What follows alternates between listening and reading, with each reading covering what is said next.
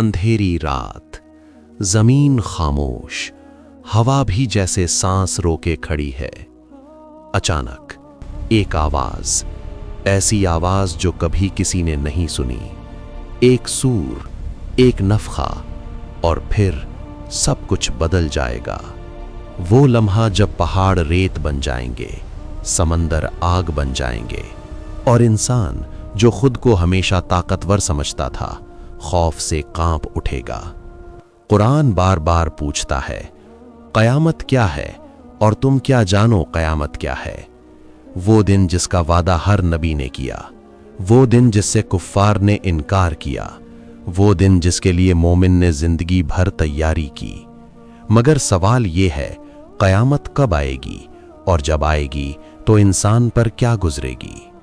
कयामत इस्लाम के बुनियादी अकायद में से एक है, ईमान के 6 अरकान में शामिल। वो दिन जब पूरी कायनात खत्म हो जाएगी। कुरान मजीद में क़यामत को मुख्तलिफ नामों से याद किया गया है। यौमुद्दीन, यौमुल हिसाब, यौमुत तगाबुन, अत्तामतुल कुबरा। ये सिर्फ दुनिया के खात्मे की कहानी नहीं, ये इंसाफ के मुकम्मल होने की दास्तान है। अल्लाह ताला ने इंसान को आज़ाद इरादा दिया, जिंदगी दी, आजमाइश दी, मगर हर आजमाइश का एक इख्तिताम होता है, और यही इख्तिताम क़यामत है। ये मौजू क्यों अहम है? क्योंकि हर इंसान का अंजाम उसी दिन से जुड़ा है, कोई भी इससे बच नहीं सकता। आज हम कुरान और सही अहादीस की रोशनी में क़यामत के वाक़यात को एक तरतीब के साथ देखेंगे। न कोई अफसाना, न मुबालगा, सिर्फ वही जो मुस्तनद इस्लामी तालीमात में मौजूद है।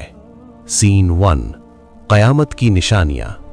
क़यामत अचानक नहीं आएगी, इससे पहले कुछ निशानियाँ ज़ाहिर होंगी। नबी करीम सल्लल्लाहु अलैहि वसल्लम ने क़यामत की छोटी और बड़ी अलामात बयान फरमाईं। छोटी निशानियाँ जो सदियों से ज़ाहिर हो रही हैं, वक्त का तेज़ी से गुजरना, इल्म का उठ जाना, क़त्ल व गारत का बढ़ जाना, अमानत का ख़त्म होना। हज़रत अबू हुरैरा रज़ी अल्लाहु अन्हु रिवायत करते हैं कि रसूल अल्लाह सल्लल्लाहु अलैहि वसल्लम ने फरमाया कि क़यामत से पहले ऐसे फितने आएंगे जिनमें कातिल को मालूम नहीं होगा क्यों कत्ल किया, और मकतूल को मालूम नहीं होगा क्यों मारा गया। ये अलामात इंसान को खबरदार करने के लिए हैं कि वो जाग जाए, अपनी ज़िंदगी दुरुस्त कर ले। फिर आएंगी बड़ी निशानियाँ, दज्जाल का खुरूज। हज़रत ईसा अलैहिस्सलाम का नुज़ूल, याजूज माजूज का खुरूज,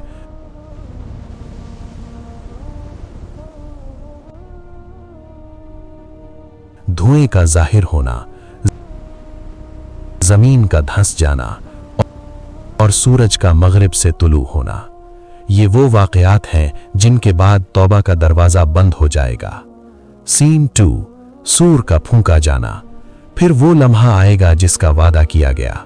फरिश्ता इसराफील अलैहिस्सलाम सूर हाथ में लिए इंतजार कर रहे हैं, और जब अल्लाह हुक्म देगा, सूर फूंका जाएगा। कुरान कहता है, और सूर फूंका जाएगा तो जो आसमानों में है और जो जमीन में है सब बेहोश हो जाएंगे, मगर जिसे अल्लाह चाहे।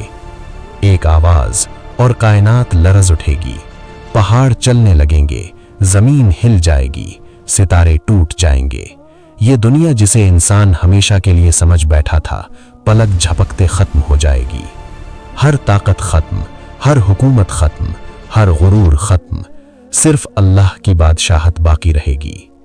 सीन 3, दोबारा जिंदा होना।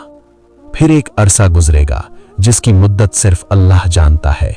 दूसरी बार सूर फूंका जाएगा और कब्रें खुल जाएंगी। इंसान हैरान खड़ा होगा, वो कहेगा, हमें हमारी कब्रों से किसने उठाया? कुरान जवाब देता है, ये वही वादा है जो रहमान ने किया था। लोग नंगे पांव, नंगे जिस्म और खौफ में डूबे हुए मैदान हश्र की तरफ जमा होंगे। सूरज करीब होगा, पसीना आमाल के मुताबिक होगा, कुछ लोगों के टखनों तक, कुछ के घुटनों तक, और कुछ अपने पसीने में डूबे होंगे। نبی کریم صلی اللہ علیہ وسلم نے فرمایا کہ 7 قسم کے لوگ اللہ کے عرش کے سائے میں ہوں گے، وہ جنہوں نے دنیا میں اللہ کے لیے زندگی گزاری۔ سین 4 حساب اور میزان۔ پھر شروع ہوگا حساب۔ ہر عمل لکھا ہوا ہے، ہر لفظ محفوظ ہے۔ اعمال نامے تقسیم ہوں گے، کسی کو دائیں ہاتھ میں ملے گا، وہ خوشی سے پکار اٹھے گا، اور کسی کو بائیں ہاتھ میں دیا جائے گا، وہ پچھتائے گا مگر دیر ہو چکی ہوگی۔ میزان قائم ہوگا، نیکیاں تولی جائیں گی، برائیاں تولی جائیں گی۔ ایک چھوٹا سا عمل اگر خالص نیت سے کیا گیا ہو، انسان کی نجات کا سبب بن سکتا ہے۔ پھر صراط ہوگا، جہنم کے اوپر ایک پل۔